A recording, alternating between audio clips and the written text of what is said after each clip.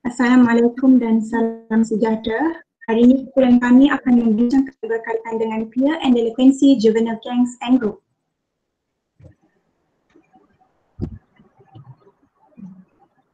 Pertama sekali saya akan menerangkan serba sedikit berkaitan dengan latar belakang bab buku ini. Bab buku yang dikaji iaitu Peer and Delinquency, Juvenile Gangs and Group, merupakan karya oleh Larry J. Siegel dan Brandon C. Mills menerusi buku Juvenile Delinquents. Halaman bab buku ini mengandungi 222 muka surat yang bertemakan masalah tingkah laku delinquency remaja dan keterlibatan dalam kumpulan dan geng. Dalam bab buku ini, penulis menerangkan beberapa subtopik yang terpenting iaitu Adolescent Peer Relation yang mana menyatakan remaja sudah membentuk rakan sebaya yang stabil. Selain itu, mereka membentuk dua perkara iaitu clique dan juga crowd.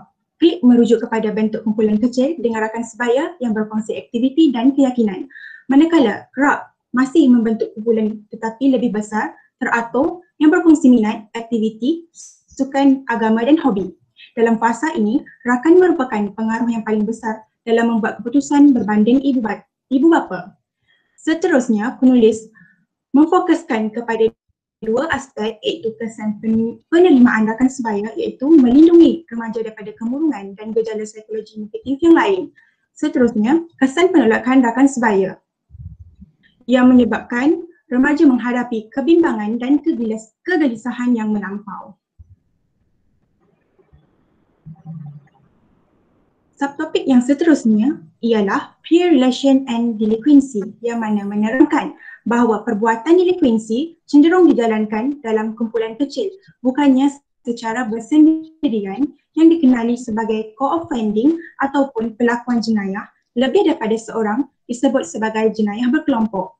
Remaja yang berterusan dengan rakan-rakan yang terlibat dengan jenayah lebih cenderung untuk terlibat dengan tingkah laku antisosial dan penyalahan gunaan dadah.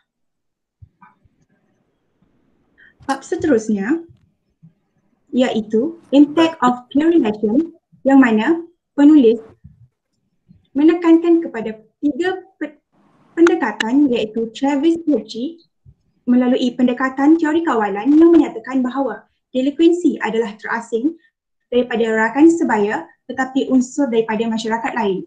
Remaja antisosial lebih cenderung memilih rakan sebaya yang sama fikiran untuk melakukan jenayah yang dikenali sebagai birds of feather flock together. Pandangan seterusnya menyatakan bahawa kanak-kanak yang jauh dengan orang ramai berisiko terlibat dengan masalah tingkah laku delinquent. Pandangan seterusnya juga menyatakan bahawa anak-anak yang bermasalah terpaksa memilih rakan sebaya lebih daripada keperluan, bukannya dari segi kemahuan. Dan yang terakhir adalah rakan sebaya tidak menjadikan anak lurus menjadi buruk, tetapi mereka kemungkinan kanak-kanak yang bermasalah untuk terlibat lebih dengan tingkah laku antisosial.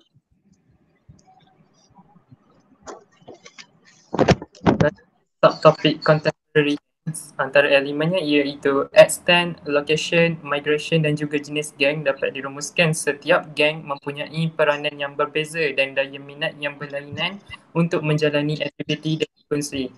Setiap dari geng dan anggota geng juga saling melengkapi antara satu sama lain dalam usaha untuk keluar dari permasalahan miskin bandar. Ciri-ciri geng juga dapat dikenal pasti oleh masyarakat. Hal ini telah menunjukkan bahawa setiap geng mempunyai identiti tersendiri untuk dikenali. Next. Elemen seterusnya iaitu cohesion, age, gender dan juga formation dirumuskan sebagai kesimpulan. Kajian menunjukkan faktor-faktor utama penyumbang jenayah dalam kalangan remaja, pembentukan kumpulan, jenayah dan pelibatan wanita dalam kancah jenayah adalah disebabkan oleh keluarga, tahap keluarga, kualiti hubungan kejiranan, persekitaran infrastruktur, rakan, isu sekolah dan keciciran pelajaran serta faktor kendiri. Bagi elemen leadership, communication, racial composition, criminality dan violence, setiap kumpulan geng mempunyai peranan kepimpinan yang berlainan dalam struktur pegangan dan matlamat mereka. Cara mereka berkomunikasi dilihat sebagai sesuatu yang agak radikal dan impulsif di mana menimbulkan sikap kesediaan yang agak tinggi dalam kalangan mereka sendiri. Kesanggupan ahli kumpulan untuk melindungi reputasi geng melibatkan mereka berani untuk melanggar peraturan atau undang-undang negara. Itu sahaja. Seterusnya, untuk subtopik Why do youth join gangs yang bermaksud kenapa remaja menyertai kumpulan gangster, terdapat 4 kata kunci utama, iaitu yang pertama beridentiti, yang kedua kemiskinan ataupun berpendapatan rendah, yang ketiga kurang rasional diri, dan yang keempat keselamatan diri dan keseronokan.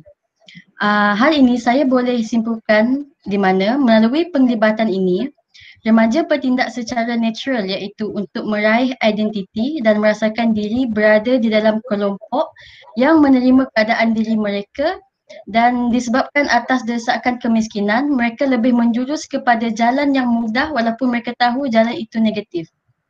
Oleh kerana kurang rasional di dalam diri, dan mereka juga kurangnya dedahan akan jalan dan usaha untuk memperbaiki diri, remaja-remaja ini menjadi lebih selesa di dalam kancah jenayah tersebut. Dan akhir sekali, mereka beranggapan bahawa penyertaan ini adalah salah satu cara untuk menjamin keselamatan diri dan pada masa yang sama mendapat keseronokan yang bebas. Secara kesimpulannya, pilihan yang baik memainkan peranan yang sangat penting dalam membentuk kehidupan seseorang individu untuk menjamin perubahan yang membina diri ke jalan yang lebih baik dan positif. Seterusnya, saya akan merumuskan bahagian controlling gang activity. Dalam bab ini, kami mendapati bahawa terdapat 2 kaedah atau metod yang digunakan untuk mengawal aktiviti gang, iaitu law enforcement effort dan community control efforts. Law enforcement effort melibatkan agensi-agensi keadilan jenayah seperti polis, manakala community control efforts pula melibatkan usaha perkhidmatan sosial, iaitu sukarelawan, pihak sekolah atau komuniti setempat. Terdapat 3 asas kawalan aktiviti geng yang melibatkan penguatkuasaan undang-undang, iaitu Youth Services Programs, Gang Details dan Gang Units. Dalam bab ini juga, penulis ada menyatakan 3 bentuk program kawalan dalam kalangan komuniti, iaitu Detached Street Worker, Outreach Program dan School in Gang Control Program. Kesimpulannya, kawalan aktiviti geng melibatkan kerjasama daripada semua pihak termasuk ibu bapa, guru, masyarakat dan pihak berkuasa tempatan agar aktiviti geng ini dapat dikurangkan. Seterusnya, berdasarkan secara keseluruhan pembacaan bab buku ini, kami mendapati penulis menggunakan sudut pandangan luar, iaitu menggunakan teori kawalan yang dipelopori oleh Travis Hirschi. Selain itu, pengisian bab buku ini juga menarik sesuai dijadikan sumber rujukan dan bacaan yang baik. Seterusnya, gaya penulisan bersifat bersahaja, fakta-fakta dan ilustrasi yang menarik membuatkan buku ini menjadi tidak bosan. Secara keseluruhannya,